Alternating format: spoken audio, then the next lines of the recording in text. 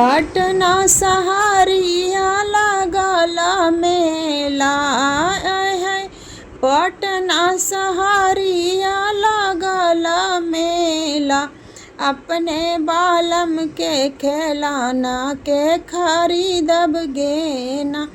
अपने बालम के खिलौना के खरीदब गेना। सास करिए झगड़ा करब रगड़ा है। सास करिए झगड़ा करब रगड़ा। खिड़की खोल के बलम के बोलैबो अंगना। खिड़की खोल के बलम के बोलैबो अंगना।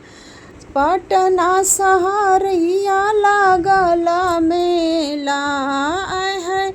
पटना सहरिया में लागेला मेला।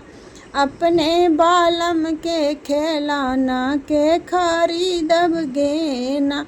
अपने बालम के खिलौना के खरीदब गेना। जेठानी करिए झगड़ा करब रगड़ा है।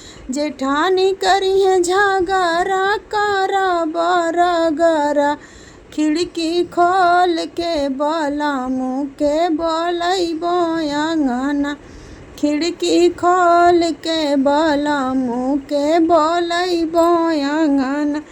पटना सहरिया लागल मेला है। पटना सहरिया में लागल मेला। अपने बालम के खिलौना के खरीदब गेना। अपने बालम के खिलौना के खरीदब गेना।